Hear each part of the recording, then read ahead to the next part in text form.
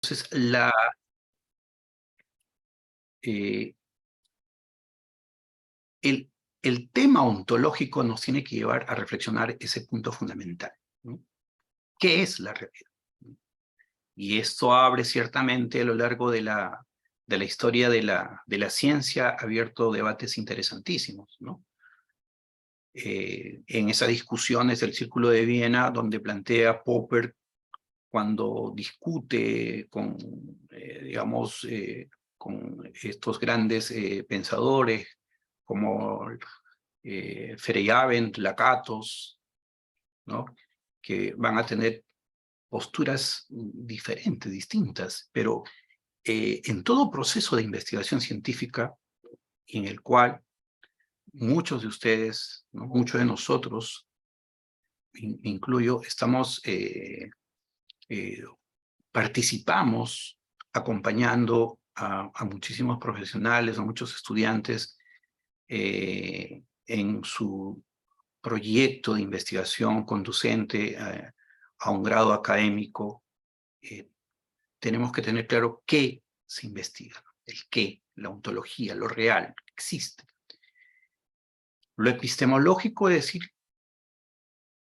la investigación científica tiene que generar conocimiento. Y esa pregunta es fundamental. Porque muchas veces cuando uno comienza a profundizar, ¿no? a dilucidar de qué trata tu trabajo y qué es cuáles son los objetivos que están subyacentes, no está claro. Muchas veces no está claro el qué, ¿no? El qué quieres investigar, ni qué conocimiento quieres alcanzar, ¿no? Y por eso el otro aspecto fundamental, lo metodológico, que está ciertamente involucrado en el cómo. ¿Cómo vamos a lograr esos propósitos, ¿no? que nos estamos planteando para lograr conocimiento científico? Entonces, traigo a colación acá ideas fundamentales de José Padrón y Ermelinda Camacho, investigadores, ¿no? venezolanos interesantísimos, que plantean lo siguiente, ¿no? Planteamientos muy interesantes, ¿no? La investigación es un proceso sistemático. No se investiga, digamos, de forma espontánea o inmediata. La investigación o los resultados de la investigación implica un proceso sistemático, ¿no? De producción de conocimientos, pero que a su vez tienen que ser comunicables, tienen que ser replicables, tienen que ser evaluables y sometibles a pruebas de fiabilidad. Fundamental. Entonces, vamos a plantearnos una pregunta, ¿no? Es decir, las tesis que encontramos en los repositorios de las diferentes universidades de nuestro país, fundamentalmente, y ciertamente también podríamos decir de Latinoamérica y del mundo entero, digamos, están en esas condiciones de ser replicables, evaluables, sometibles a pruebas de fiabilidad. Y nuevamente regreso a los planteamientos iniciales. ¿Qué? ¿No? ¿Qué investigo? ¿Qué quiero investigar? ¿No? Entonces, investigar es esencialmente razonar. Ahí esto, digamos, también nos puede llevar mucha reflexión, mucha dilucidación filosófica, ¿no? Porque en el fondo, investigar, digamos, el conocimiento científico es un conocimiento lógico, racional, que se sustenta, argumentado racionalmente, ¿no? Argumentado por evidencias empíricas o por constructos de racionalidad que podría estar presente ahí toda la, digamos, los resultados de la investigación cualitativa.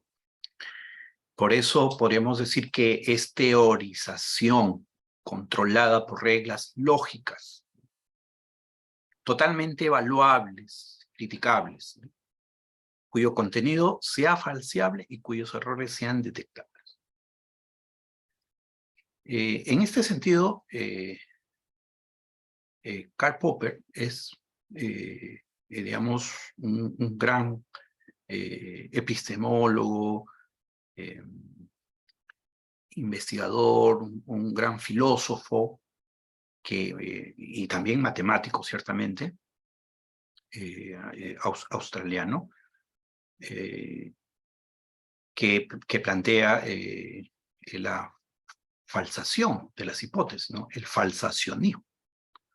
Es decir, no todo conocimiento científico tiene que tener tiene que propender, tiene que ser susceptible a ser falseable. Y cuanto más resista el proceso de falsación, ahí radicará la robustez del conocimiento, ¿no? Entonces, claro, hasta que un conocimiento deje, digamos, ya no resista el proceso de falsación, tendrá que dar paso a otra teoría, ¿no? A otra explicación. Entonces, los problemas de la ciencia son tan variados y pueden ser enfocados de modos tan diferentes, ¿no? Por eso es absurdo pensar en un algoritmo incluso único de resolución. No hay un solo camino. Aunque hubo una época, pues evidentemente, donde se planteó y se sostuvo que había una sola ruta para poder hacer ciencia, ¿no? La ruta cuantitativa. Hoy ya, digamos, con todo el nacimiento, ¿no? De estos nuevos paradigmas emergentes, como es la hermenéutica, evidentemente, ya podemos decir que no. Entonces, no hay un solo camino, ¿no? Como diría Hernández, ¿no? Hernández Sampieri, como diría, ahora hay rutas, ¿no? Rutas para poder lograr el conocimiento científico. E investigar. Esto es muy importante, ¿no? Muchas veces nuestros estudiantes y toda persona empeñada en hacer ciencia va confundiendo, ¿no? Digamos, empieza a ingresar al mundo de la investigación, pero todos hemos pasado por esa etapa del tanteo, ¿no? O del vagabundeo, donde estamos realmente como un poco en la incertidumbre, y es la etapa más complicada de definir qué es lo que vamos a investigar. Y tenemos que diferenciar rápidamente de los problemas cotidianos que podamos encontrar o presentar. Un problema cotidiano, pero ojo, sin desmerecer, porque el problema cotidiano podría ser el punto de partida para algo mucho más interesante. Pero está ahí, latente, presente. Su presupuesto ontológico es el que existe, se da, ¿no? Es decir, la desobediencia de nuestros hijos que no nos obedecen, ¿no? Un problema cotidiano. Olvidaron de llevar los cuadernos al colegio. Es real. Eso es un hecho real, ¿no? Un hecho, un acontecimiento, un fenómeno. El olvido, se olvidaron, dejaron el cuaderno que iban a presentar a la maestra y problema cotidiano. Pero también hay problemas sociales, políticos, el que nosotros los peruanos lo vivimos de forma recurrente. Las protestas, las manifestaciones, la insatisfacción de un pueblo, ¿no? En relación a sus políticos, movilizaciones, es real, existe, no es inventado, es real. Pero también se puede presentar la problemática filosófica, es decir, digamos, y qué es la libertad, ¿no? ¿Cómo entender la libertad? Hoy en día se plantea, digamos, problemáticas muy profundas en relación a la libertad, ¿no? Es decir, somos totalmente libres y por lo tanto yo escucho a muchos intelectuales del mundo su conceptualización acerca de la libertad y pareciera una libertad conceptualizada que no tiene parámetros, no tiene límites. Y la libertad humana tiene límites, ¿no? No, y aquí obviamente ustedes miran, pero entramos a un debate y ciertamente, y consecuencia de ello, pues puede generarse, digamos, tiene implicancias, la conceptualización de la libertad, implicancias en la vida y pueden tener también en la sociedad, es decir, cómo se entiende la libertad y de acuerdo a eso, obviamente, un marco legal está de por medio. Es un tema filosófico el tema de la libertad, como también el tema de la muerte, que muy pocos filósofos han abordado. Pero a diferencia de todo lo cotidiano, los problemas sociales, políticos o del problema filosófico, existe el problema científico, que es, por ejemplo, hoy en día, lo que nos plantea las nuevas enfermedades, estas enfermedades que empiezan emergentes, ¿no? Después de la pandemia y del COVID, hay un cambio. Nosotros lo vamos sintiendo. Los profesionales de la salud ya digamos, lo están registrando, lo están profundizando, están generando investigaciones al respecto. Es decir, después de la pandemia del COVID-19, ciertamente las enfermedades tienen otro matiz, ¿no? Tienen las bacterias o los virus han sufrido ciertamente cambios, transformaciones, y todo esto requiere investigar, ¿no? En el campo de la educación, por ejemplo, en el cual, en mi línea de investigación, la educación virtual, ¿no? La educación híbrida o la educación presencial. Unos plantean y sostienen que definitivamente la educación tiene que ser presencial, ¿no? Y te dan una argumentación y te dan evidencias empíricas de que no se puede educar a través de las cámaras. Y ciertamente ahora emerge, digamos, toda una argumentación y estudios de que la educación virtual también tiene su impacto y tiene, digamos, sus bondades y sus virtudes que permite, evidentemente, procesos de aprendizaje. Entonces, ahí ya estamos ubicados en un problema científico. Y para ello necesitamos saber, ¿no? ¿Cuál es el estado? ¿Qué es lo que se sabe de ese tema? Y ahí viene el tema de la cienciometría o bibliometría, es decir, ¿cuánto se ha investigado? Y esto es muy importante porque muchos estudiantes que ya tienen, digamos, ya están en la época de presentar un proyecto de investigación, tienen que tenerlo ya definido. Y es tan curioso que muchas veces muchos estudiantes presentan de forma inmediata lo que van a investigar. Acá hay un tema ético de trasfondo. El conocimiento se va construyendo desde este momento, desde el momento de la concepción, de la gesta. Hay primero una conceptualización, ¿no? Es decir, ¿qué quiero investigar? Y para ello tengo que acercarme al mundo de la base de datos, hacer todo un ejercicio, un proceso sensiométrico para saber el estado, es decir, qué se conoce, qué se sabe, ¿no? de ese tema. Y por eso tenemos que plantear y decir de que el problema científico, ¿no?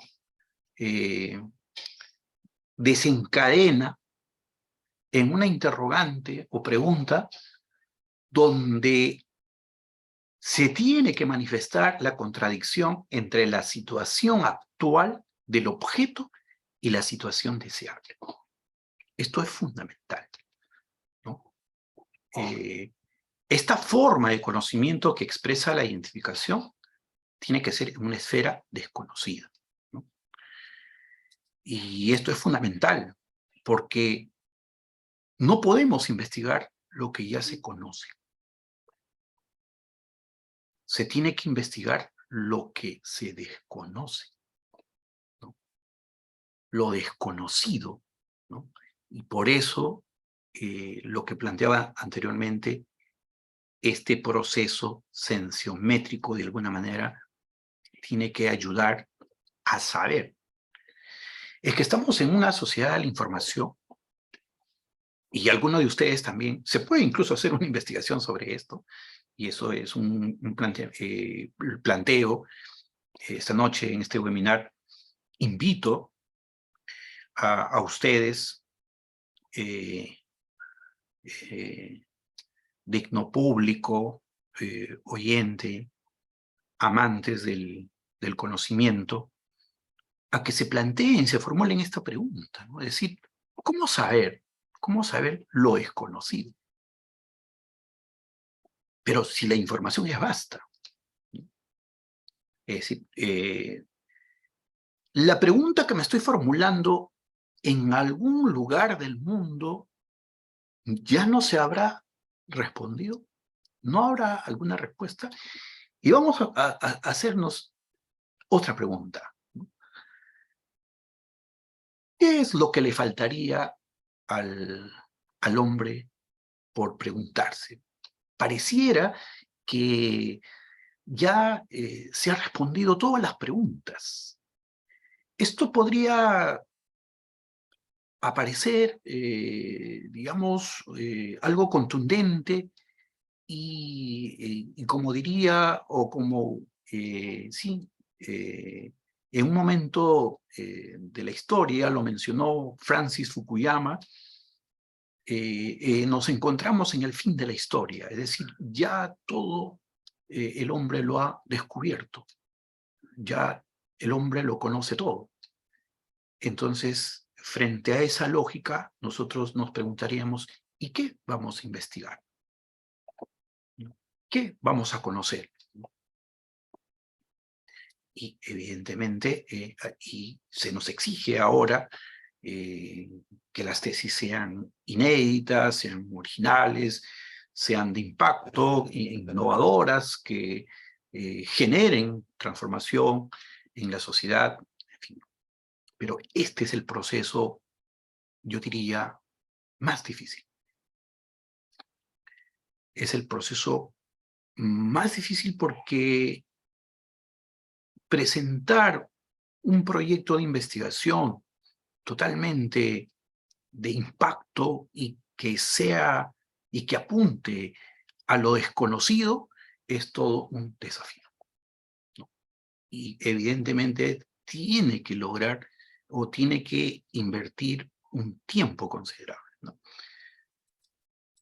Y muchas veces estamos contra el tiempo, ¿no? porque en los procesos académicos tenemos tiempos.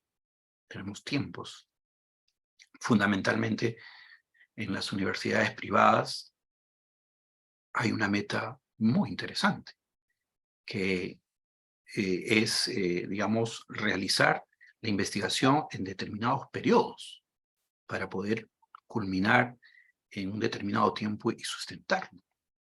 Entonces eso exige, presupone esfuerzo y el desarrollo de muchas habilidades. Entonces, en este sentido, el problema científico, ¿no? La pregunta que se haga el investigador tiene que conllevar fundamentalmente a obtener nuevo conocimiento, ¿no? Y este nuevo conocimiento, evidentemente, será de forma, la forma de lograrlo será describiendo la realidad, ¿no? Y la descripción de un fenómeno es también un proceso, tiene su complejidad. Ciertamente es inicial. Muchas veces yo he escuchado y me he enfrentado a posturas un poco, yo diría, despectivas en relación a los estudios descriptivos. Los estudios descriptivos tienen su complejidad. Obviamente no al nivel de un estudio predictivo, explicativo o causal, ¿no? Como podrían ser de repente los estudios experimentales o cuasi experimentales, o los estudios cualitativos. Pero la investigación, el nivel descriptivo de la investigación ciertamente tiene su complejidad. Describir de forma racional, minuciosa, por qué los peruanos, por ejemplo, ¿no? ¿Por qué los peruanos votamos, ¿no? De repente, en cada gesta electoral, digamos, por un político que de repente no va a dar, digamos, no va a cubrir las expectativas de sus electores? Ese proceso implica una complejidad. O por qué, digamos, en nuestro país, cómo describir el incremento gradual y paulatino de la inseguridad ciudadana. Eso implica todo un proceso complejo, ciertamente apoyado por la estadística y por todo, digamos, procesos críticos, hermenéuticos, en fin. Todo esto exige cierto rigor, ¿no? Y de igual forma los estudios relacionales, explicativos o los predictivos, ¿no? Niveles que nos permiten, que nos van a conllevar a lograr conocimiento. Y para ir ya, digamos, redondeando estas ideas en este webinar, que tiene como propósito fundamentalmente suscitar y provocar en ustedes reflexiones, porque van a permitir, estoy seguro que muchos de ustedes ya están en procesos de la investigación científica, ir poniendo de repente en el tapete reflexiones que requieren mucho más tiempo de profundización, ¿no? Entonces, ¿para qué se investiga? ¿Para qué la investigación científica? ¿Cuál es su utilidad? Fundamentalmente es para generar conocimiento cierto y verdadero. Conocimiento que tenga certeza, ¿no? Y esa certeza va a estar sustentada en las evidencias, ¿no? En las evidencias empíricas o no empíricas. Tiene que haber evidencias, como los estudios cualitativos tienen evidencias, ¿no? A partir de esas evidencias hay la teorización, ciertamente, ¿no? La investigación científica es para que, ese conocimiento es para que progrese las naciones, para generar desarrollo. Para generar desarrollo, es decir, no se puede concebir el mundo actual, ¿no? Totalmente, digamos, con este boom de la tecnología, pues al margen de la investigación. Progreso de las naciones, pero este progreso tiene que conllevar a la mejora de la calidad de la vida humana, no a su destrucción. De ahí ese marco, ese soporte ético que tiene que tener toda investigación científica, como lo manifiestan todas las declaraciones que nosotros podemos conocer, ¿no? Como los informes de Belmont, Helsinki y todas las, digamos, declaraciones que exhortan, ¿no? que se haga investigación científica siempre en este marco del respeto a la dignidad de las personas, ¿no? Y tiene que llevar evidentemente la mejora de la calidad de la vida, ¿no? Para crear innovación y desarrollo económico. Pareciera que como país, como nación todavía, yo creo que sí se entiende, lo que pasa es que creo que no se quiere, ¿no? Como que, digamos, hay una reticencia a que la investigación científica, el apostar por la investigación, todavía no lo creemos que genera desarrollo económico. Pues eso está totalmente demostrado en los países desarrollados, ¿no? Esos países son potencia mundial, efectivamente, porque subyacen en la investigación, en la creación del conocimiento, ¿no? Se hace investigación científica para ello. Y creo que como nación hay peruanos muy talentosos, brillantes, diría yo, ¿no? Con mucha inteligencia, ¿no? Que pueden lograr. Y lo hay. Muchos se han ido. No están aquí. No están produciendo. No están creando para nuestro país. Crean para otros países. Crean economía para otros países. Perdón, desarrollo económico para otros países. No para el nuestro. Pero tenemos que apostar por ello, ¿no? Para fundamentar políticas públicas. No puede estar las políticas públicas, ¿no? Con todo el debido respeto y cariño que tenemos a los políticos pues, connotados de nuestro país, ¿no? Tiene que descansar, ¿no? Tienen que, digamos, sustentarse las políticas públicas en el conocimiento científico. No puede ser, digamos, no pueden descansar en la arbitrariedad o en, digamos, en argumentos superficiales o fofos, endebles, no. Las políticas públicas requieren de un conocimiento robusto, riguroso, ¿no? Que genere cambio y que satisfaga. ¿Qué es una política, ¿no? ¿Qué es una política pública? Es un conjunto de lineamientos, ¿no? De acciones para resolver las demandas de una nación, ¿no? Y esas demandas no pueden ser, no pueden tener fundamento, tienen que tener un fundamento científico.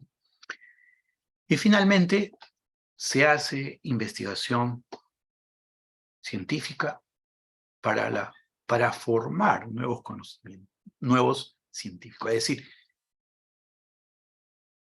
en el proceso de la investigación científica, ¿no?, se va formando cultura, una cultura investigadora. Y esta cultura investigadora va formando semilleros, ¿no? Y a la vez de estos semilleros va formando, ¿no?, o fruto de estos semilleros va formando nuevos investigadores. Entonces, esta es la dinámica. Y finalmente, manifestar, decir a todos ustedes que no desfallezcamos en este proceso. Es tan fascinante yo soy un apasionado por la investigación, yo me considero un constante aprendiz. Hay mucho que seguir aprendiendo, pero creo que lo importante es comenzar. Muchísimas gracias. Y si hay alguna pregunta, estaré atento. Gracias a usted, doctor Mezcua, por compartir sus conocimientos con todos nosotros.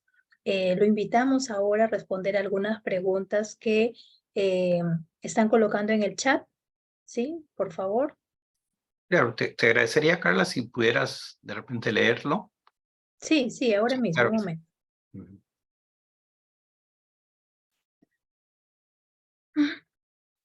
Ya. Iván Toro. Sí, el joven Iván Toro nos pregunta, ¿qué características debiera tener un problema de investigación científica? Hay que diferenciar primero el nivel, ¿no? Es decir, cuando uno se formula una pregunta científica, es importante cómo te estás planteando la pregunta, ¿no? Es decir, yo te podría decir, a ver, ¿cómo está formulada tu pregunta?, ¿no? Y la pregunta es tan fundamental porque a partir de ella yo podría ir diciéndote el nivel, el diseño, ¿no? Podremos ir de ahí deduciendo el alcance de la investigación. Por eso es importante que tú te preguntes, ¿qué quieres investigar?, ¿no? ¿Qué quieres lograr?, ¿no? Y ahí es donde el asesor, el mentor, te va, en esa conversación contigo, te va, digamos, dando las luces para ir definiendo, articulando, ¿no? La característica fundamental es que la pregunta que tú formules conlleve a un propósito definido de lograr conocimiento. Para mí eso es fundamental. ¿Qué quieres saber? Quiero saber esto, pero ese tema, por ejemplo, ya se sabe, ¿no? Ya se sabe. Hay un gran riesgo en nuestro país donde se formulan, yo he visto de las tesis se formulan con bastante recurrencia, pero estudios correlacionales, ¿no? Y donde lo único que se cambia es la muestra. Las variables de repente son las mismas, pero se cambia la muestra o el escenario, ¿no? Clima laboral y desempeño de los trabajadores, ¿no? En un hospital, en una fábrica, en un colegio, cambia el escenario. Pero la pregunta es, ¿y cuál es el conocimiento que ha emergido? Es decir, ¿cuál es el conocimiento nuevo que va a permitir de repente transformar esa realidad? Y ahí es donde yo podría decir, no hay no hay de repente algo significativo, ¿no? Muy bien. ¿Sí? ¿Alguna otra pregunta?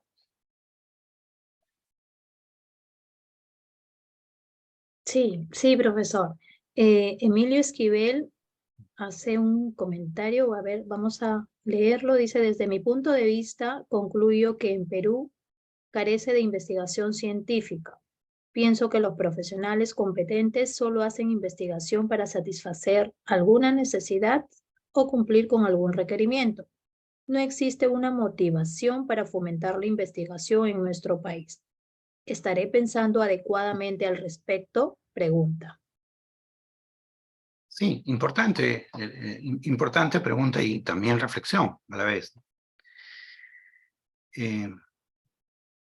Estos últimos años en nuestro país hay cambios. No podemos negar que hay mejoras. El CONCITEC está, digamos, en un afán muy interesante de consolidar en nuestro país la carrera del docente, de los investigadores en el Perú. Hay que tener en cuenta que en contraste, ¿no? O en comparación con los países latinoamericanos o del mundo, el Perú es siempre, a veces es penoso decirlo, pero siempre estamos, digamos, ocupamos uno de los últimos lugares, ¿no? Y en este sentido de ser el país con el menor porcentaje de investigadores también, ¿no? Entonces, pero ha habido un incremento, un alza, y se está, digamos, hay un presupuesto interesante para hacer investigaciones, pero ciertamente estos presupuestos son otorgados a los que son docentes renacidos, los que pueden participar o liderar. Se está fomentando mucha investigación, fondos concursables en las distintas universidades, que también a formar grupos de investigación que también se puede invitar ahí a personas externas, ¿no? Que tengan interés y tengan pues la inquietud, talento para investigar. Hay bonificaciones, digamos, que ya está en esta dinámica, ¿no? Entonces, podríamos mirar el futuro de una forma más optimista, esperanzadora, en el sentido de que va a mejorar. Pero sí, sí, estoy totalmente de acuerdo que todavía nos falta hacer auténtica investigación científica. Hay peruanos, hay investigadores que sí hacen, digamos, investigaciones muy significativas, muy rigurosas, pero por lo general vemos que la mayor parte tiende solamente a un cumplimiento para una certificación, ¿no?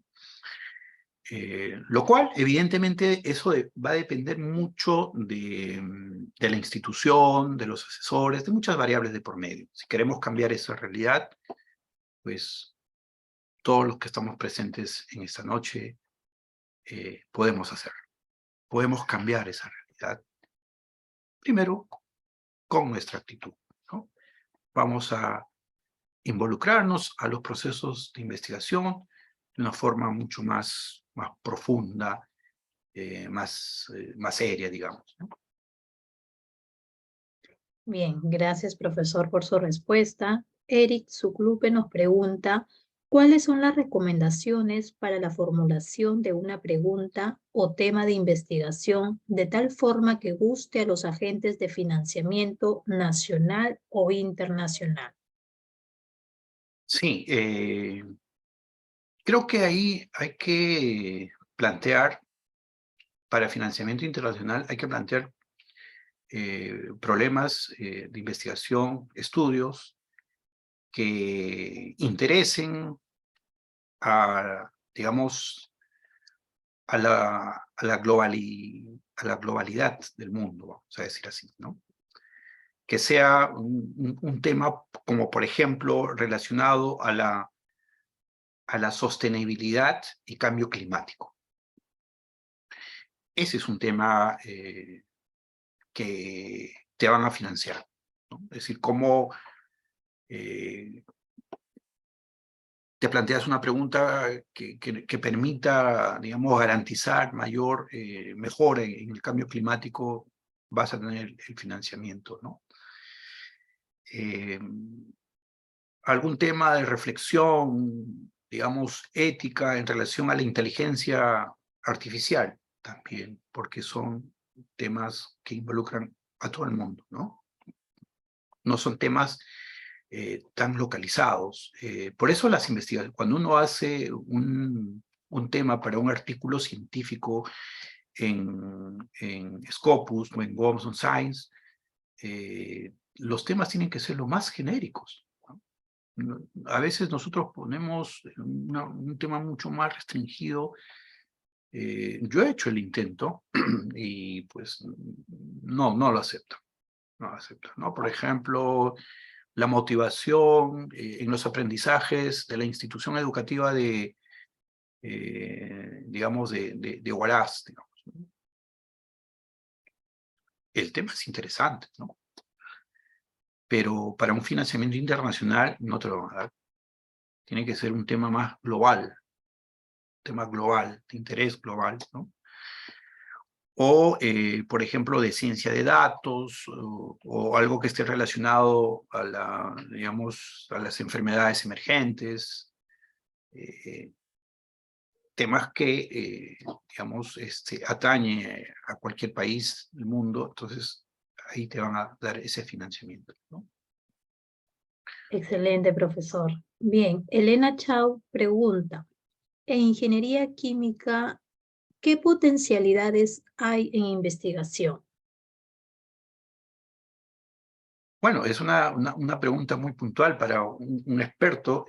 No soy el experto, pero sí te puedo dar algún alcance, ¿no? Creo que en ingeniería química en nuestro país podemos decir algo interesante, ¿no?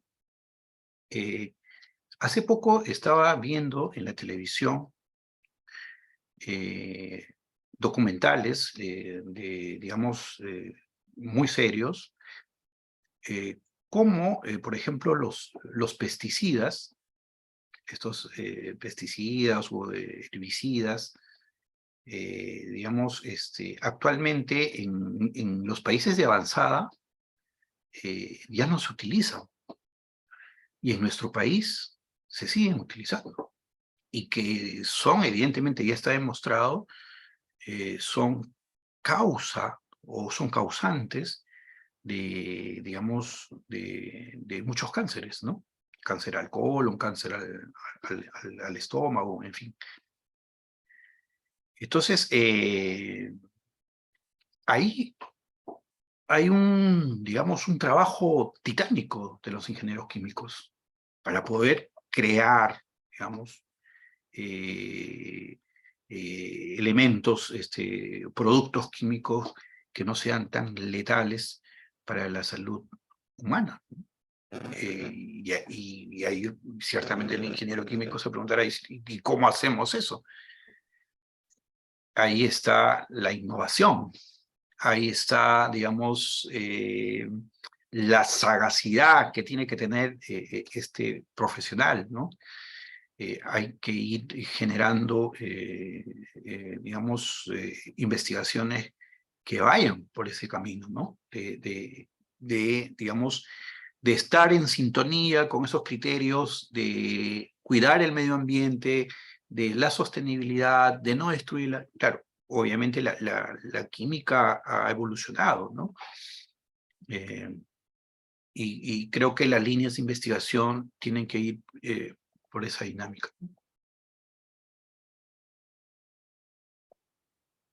Bien, gracias, profesor. Pedro Juárez pregunta, ¿cómo iniciar una investigación científica en el campo del derecho? Bueno, considero que el derecho, el contexto actual ha abierto muchas líneas de investigación. Por ejemplo, la vulneración de la información, ¿no? Hoy en día estamos siendo como toda persona es vulnerada a la información privada o los robos cibernéticos. Ya se van planteando nuevos delitos, ¿no? Entonces, así como ha emergido el derecho tributario, el derecho aduanero, el derecho minero, hoy en día se tiene que hablar, por ejemplo, estamos dentro de este tema de la robotización, de la inteligencia artificial. En el campo del derecho tiene que abrirse nuevas líneas de investigación, ¿no? Es decir, porque hay nuevos, se tienen que ir configurando nuevos delitos y evidentemente hay que pensarlos, eso, o sea, en qué sentido se va a configurar delitos que se hagan a través de la inteligencia artificial, por ejemplo, ¿no? Tiene que haber un marco normativo, no lo hay todavía. No hay un marco normativo en relación al uso de la inteligencia artificial. Entonces, o la misma, digamos, la misma sociedad tecnologizada en la que estamos. Entonces, ahí hay que ir actualizando los códigos.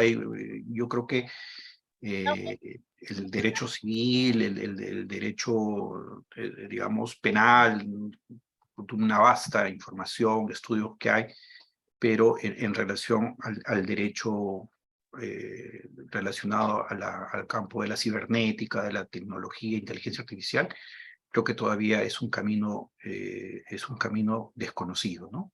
Y ahí creo que las investigaciones tendrían que apuntar. Bien, profesor, gracias. Elmer nos pregunta, ¿la investigación es elemento esencial para el desarrollo de la ciencia, para generar conocimiento y para entender los hechos y fenómenos de nuestro contexto? Mi pregunta a nivel de las instituciones educativas, ¿cómo podrían los docentes RENACIC de las universidades apoyar a las instituciones educativas para sentar bases y puedan interesarse en este campo de la investigación científica? Y creo que es una pregunta muy importante, ¿no?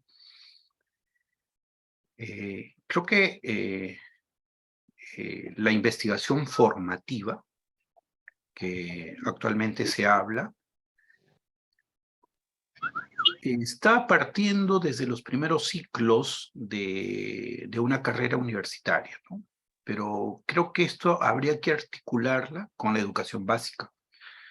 La investigación formativa debería retroceder y debería comenzar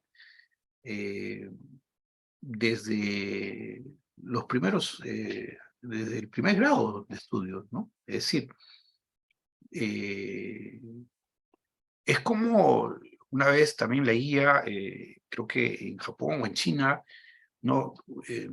Se dice, ¿no? Y evidentemente esto se puede corroborar viendo YouTube o cualquier otro canal informativo,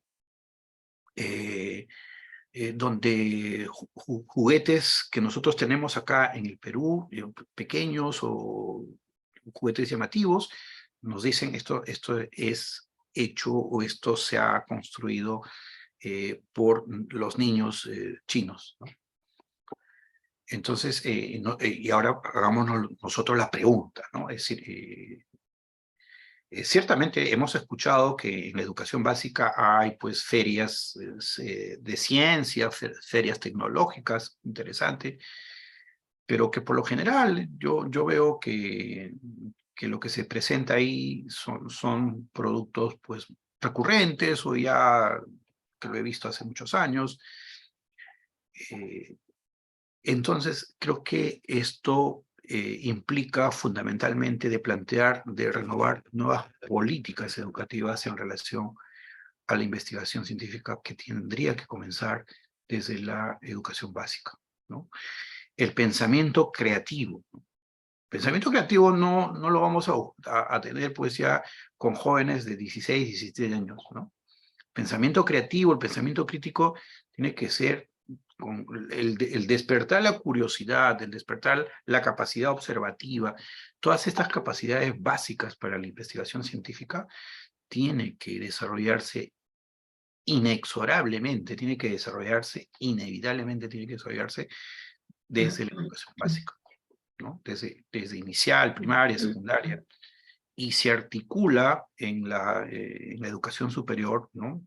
Universitaria, una universitaria, y ahí vamos entrando a una dinámica de producción, ¿no? Pero esto evidentemente responde a decisiones, pues, políticas y académicas, evidentemente, ¿no? Excelente, profesor. Iván Toro indica que el doctor Hernández Sampieri sostiene que la investigación parte de una idea. Por otro lado, el doctor José Supo, referente nacional, precisa que la investigación parte de un problema.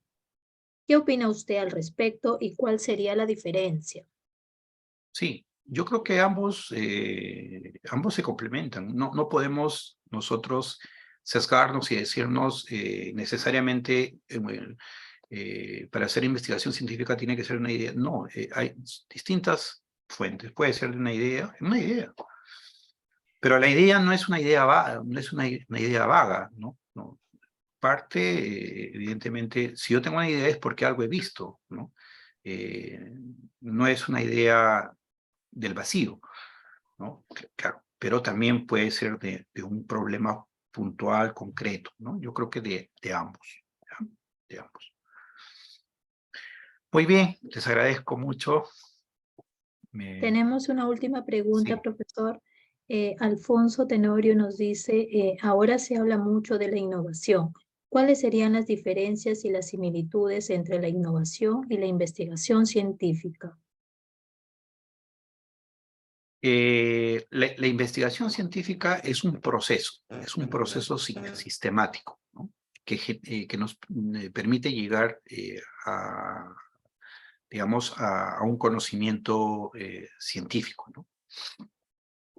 La investigación científica genera conocimiento científico. La innovación considera diversidad. La innovación implica formas diferentes, aspectos distintos, ¿no?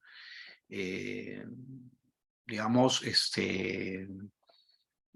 que es parte en el proceso de la investigación científica, ahí podemos ya ir generando aspectos innovadores, ¿no? Innovadores.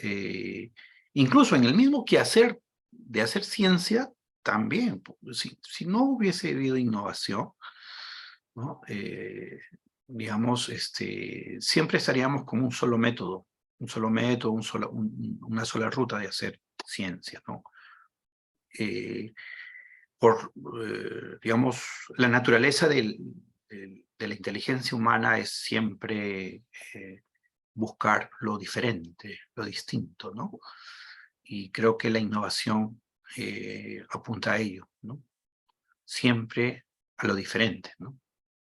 No hacer las mismas cosas de siempre, ¿no? Sino buscar siempre hacer las cosas, pero siempre de otra forma.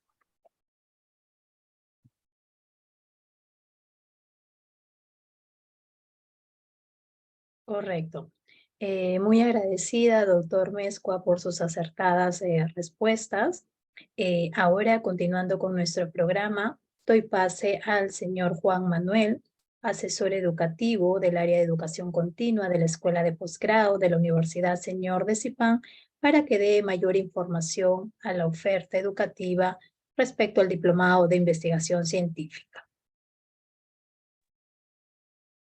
Buenas noches. ¿Se me logra escuchar? Sí. Sí, correcto. Bien, buenas noches, doctor Mezcua. Gracias por acompañarnos en esta noche académica, ¿no? Gracias porque su ponencia ha dejado un detalle y una curiosidad bastante amplia, ¿no? Dentro de los que pertenecemos a la academia y las personas que nos acompañan esta noche, ¿no? Bien, no sé si Carlita me podrás apoyar compartiendo para poder compartir mi pantalla, por favor.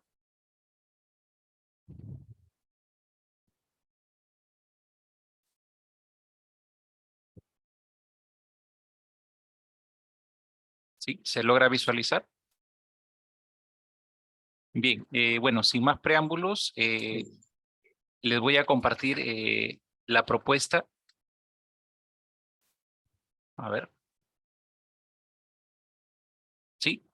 Bien, ahora sí. Bueno, les comentaba de que la Escuela de Posgrado, a través de su área de educación continua, les voy a compartir la oferta del diplomado de investigación científica en este caso, ¿no? Diplomado que también estará acompañándonos nuestro docente, el doctor Mezcua, ¿no? De amplia excelencia académica, ¿no? Las condiciones en las que se da nuestro diplomado de investigación científica tiene una duración de 4 meses y medio o 20 semanas. La modalidad que se utiliza para este diplomado es virtual. Estamos iniciando el día 14 de agosto y los horarios que planteamos son los días miércoles y jueves de 7 de la noche, ¿no? Que tenemos las clases en vivo y la frecuencia es semanal, ¿no? Bien. Para aquellos que están participando del webinar, más adelante tenemos algunos beneficios. La inversión regular que se realiza es una inscripción de 50 soles, una matrícula de 50 soles y 5 cuotas de 280, ¿no? Que hacen un costo total del programa de 1.500, un costo del certificado de diploma que se le extiende al finalizar el programa, ¿no? Y una solicitud para trámite del diploma, que es de 20 soles. Pero bien, esta noche se han aprobado algunos beneficios para aquellos que nos acompañan en esta noche, y las cuales, por un pago al contado, se plantea un solo pago de 1.220 en cuotas, 5 cuotas de 265, y para aquellos que cumplan sus compromisos de manera puntual en cuanto a sus cuotas, hay un 10% de descuento por el pago puntual de 238,50, ¿no? Esta noche también, para aquellos que logren o concreten su inscripción al programa hasta el día 15, hasta el día sábado, ya no van a poder, o sea, en todo caso se les va a exonerar del costo del diploma y de la solicitud de trámite, ¿sí? Aquí les dejo los números del equipo comercial, en este caso también de mi compañero Ronald Torres, y quien les habla, Juan Manuel Mundaca. Ahí pueden consultar esos números y les dejo el correo electrónico. También se los voy a dejar por el chat para que puedan realizar las consultas y poderles apoyar en su proceso de inscripción. ¿Sí? Muchas gracias y buenas noches. Gracias, doctor Mezcua. Gracias, Carlita. Muchas Buenas gracias noches con a todos. ustedes. Muchas gracias. Gracias, Juan Manuel, por la información brindada. Bien, para finalizar nuestro evento, agradecemos nuevamente a nuestro ponente, el doctor Mezcua, ¿no? En nombre de la directora de Escuela de Posgrado, la magíster Liliana del Carmen La Rosa Huertas, y a todo el público presente también nuestro agradecimiento por su atención e interés de impulsar su carrera a través de la mejora continua. Muchas gracias. Este webinar ha concluido. Buenas noches.